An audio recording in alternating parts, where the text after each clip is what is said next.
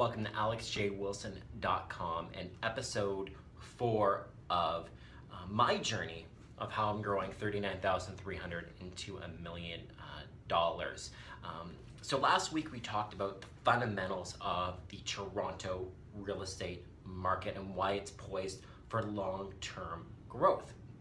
And the reason I talked about that last week is I wanted to set us up today to talk about my reactions to the government's Fair Housing Act here in Toronto and Ontario and its impacts on the market. So number one, we're looking at the foreign buyer tax, the 15% tax if you're a foreign buyer. Now you have to read between the lines really on this one. I'm going to go over it and then going to let you know the proportion of individuals that are foreign buyers here in Toronto. So the first part of it, the foreign buyer as defined by the Act, is someone that does not have PR status here in Canada, that doesn't have landed status here, or is not a Canadian citizen. So it doesn't apply to non-residents, it just applies to individuals that are landed status, PR status, or a Canadian citizen. So if you're living in another country and are a Canadian citizen, it does not apply to you.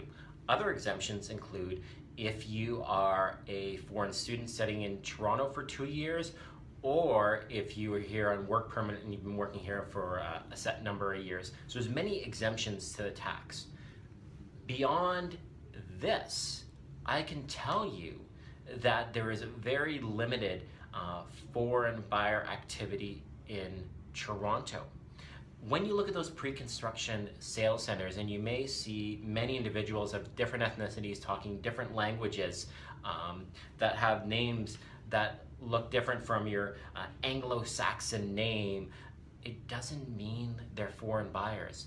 Toronto, the GTA, but specifically Toronto, is the most international city in the world. Over 51% of our population is foreign. So if we have over 50% of our population foreign-wise, who do you think these individuals are in these sales centers? These are individuals that are buying their first properties here in Canada, or buying an investment property here in Canada. Those are the individuals that are in the sales center. It doesn't mean that they're a foreign buyer. And when they're coming from their international country and relocating here to Canada, they're bringing their money with them as well, and they're investing their money into Canadian and specifically real estate in the Greater Toronto area. So it is not a foreign buyer. These are either Canadian citizens or individuals that have immigrated to Canada and are establishing their roots in Canada that are contributing to the system. They are not foreign buyers. I know this because I look at the names that I sell to individuals to, and I look at their driver's license. They're from Canada. I speak with developers, and when I speak to them, their buyers are from Canada. It's not international buyers that are purchasing these properties. So I really need you guys to get that out of your head. There is not a foreign buyer problem here in Toronto. It's just internationals that have status here in Canada that are bringing their money into Canada, which is a good thing. Money coming in good, money going out bad. They're bringing their money in Canada, investing it in Canada. It's a great thing here for Canada and our Toronto economy. Number two, we talk about the vacant tax that the municipality of Toronto has at its power now. Again, we look at condo-wise, there are not vacant condos sitting here, empty condos sitting here in Toronto. These condos are in the open rental pool being rented out to individuals that are looking for spaces in Toronto. There is not a vacant property issue here in Toronto. In regards to Statistics Canada-wise and how they measure their data, it doesn't mean that these units are vacant. These units are active, especially in the downtown core. You can look at the buildings, there's people in the elevators, you can speak with property management, there's occupants for all the units in the buildings. There is not a vacant property issue here in Toronto. So that, again, is really an irrelevant tax for the condo market. Number three, we have the rent controls coming in. So the rent controls, previously, if a unit was built after 1991, we had the discretion as an investor or a landlord to increase the rent to whatever we felt we wanted to our tenants. Now, we don't have that ability anymore. They've set a specific rate that we're going to be able to increase our rents. This is actually going to work out in the long term for landlords. Number one, it's going to decrease purpose-built rental buildings. So that's going to decrease the rental inventory coming on the market. Number two, tenants that have locked in rates, so they're buying at today's rates, are going to stay in units longer. There's going to be less turnover of tenants going from unit to unit. The reason being is since they're locked in at today's market rate, they're going to hesitate to move because of the fact they're locked into a lower rate. Why would they move and go into a higher rate? So less turnover on the current rental market. And what that means, our less than 1% vacancy rate is going to be constrained even more because we have less rental inventory coming on the market from purpose-built side.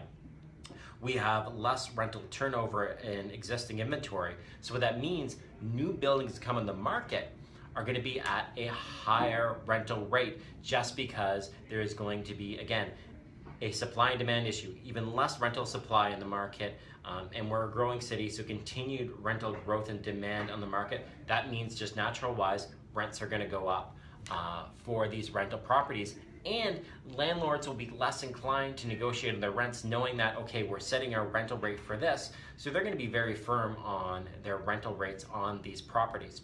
Next week's episode, we're going to talk more about this whole idea of rent control and how the rich get richer and how we're going to make you richer with these rent control models. And I have the statistics and data to go over. That'll be a whole episode, so we're going to talk more about that, and we'll show you how you can go on your journey using rent controls to make you more money. And finally, I wanted to end off with a lot of this in the market has been brought on by the idea that people have the right to own a freehold property or the privilege to own a freehold property here in Toronto, and I don't understand that. We are in the economic capital of Canada. 20% of GDP comes from the census metropolitan area of Toronto, and we also have 20% of the population. We should have price growth because this is the area where the economic activity comes from for the country and the area that people want to live in. Pure supply and demand issue again, if we talk on the freehold housing side, decreasing supply of freehold housing, increasing population, so therefore increasing demand. So we have these factors coming in. And I'll tell a personal story on this. The price escalation in Toronto and in regards to people's affordability in Toronto, it's been going on for a very, very long time. In the 90s, so I'm from a small town in Northern Ontario called Cape-Breton, Ontario. It's 45 minutes north of Sudbury. We are a dead-end community. There's nothing past my small town of, I think I mentioned 4,000 people. Predominantly a railway community. My father worked for railroad, CN, and he was a carman, blue collar, worked on the cars and everything like that. So in the 90s, he was threatened with layoff notice. They were looking at laying off individuals, and I remember my family discussing, okay, we're going to have to relocate to the Toronto area for your father. He may be getting laid off, so he may have to take a job down in Toronto. So a few years back, that didn't happen, by the way. So a few years back, I go to my mom, oh, Mom, remember when you guys were talking about when you had to potentially relocate to Toronto? I sell Toronto, so what area were you thinking of living in? I'm getting all excited, thinking, oh, you know, what cool space were we gonna live in? She said Orangeville. Orangeville was the area that they were looking at. Do you wanna know why they're looking at Orangeville? Because in the 90s, my family couldn't afford to live in Toronto. So when did it become someone's right and privilege to live in Toronto? My parents couldn't do it in the 90s, so the reality is they had to look far outside the city for an affordable place to live.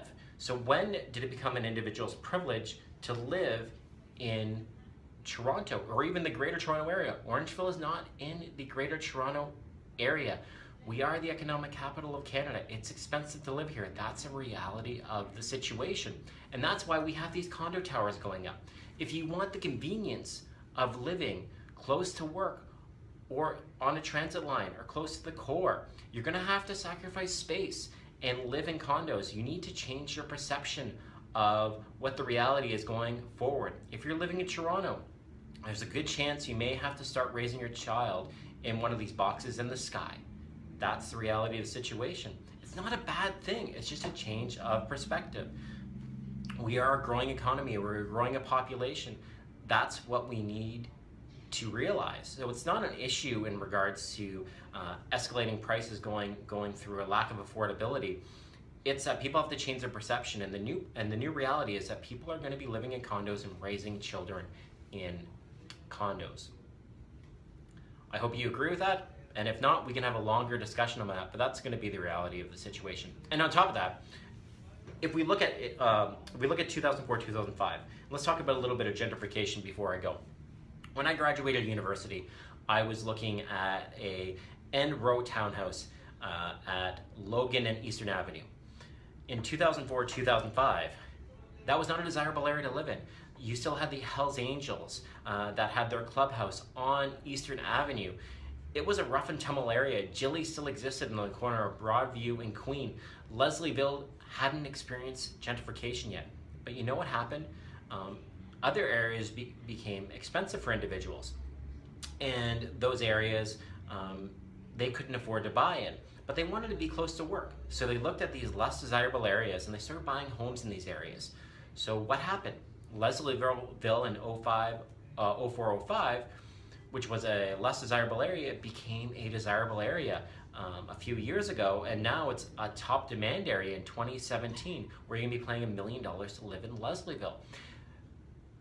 The increased value in Toronto is a good thing because it takes these areas and cleans them up and brings gentrification and brings wealth to areas and starts spreading around the wealth, which we talked about last week's episode. So then the next step is what we need people moving to expand to other areas of the city. And once you open up people moving to those areas of the city, you're gonna see gentrification come and values increase, and then you can see a leveling out of the values across the city. This is the reality of what the situation here is in Toronto. We need people moving, and that will help level out the playing field for the supply and demand issue.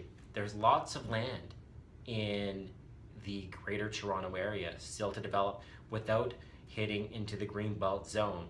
We just need the people moving and a change of perception as well, realizing that living in a condo is okay and there's a lot of value to living in that. Well, I've ranted enough. As I said, next week we're going to talk about how rent control can be your friend and how the rich can get richer. And I'm going to make you rich and teach you how to get richer by using the rent controls to your advantage. Looking forward to speaking to you on that. Okay, guys, alexjwilson.com, making your dreams come true. Hope you can join me on my journey and start your journey on growing your initial down payment and turn that into $1 million. Contact details are below. Talk soon, guys. Bye-bye.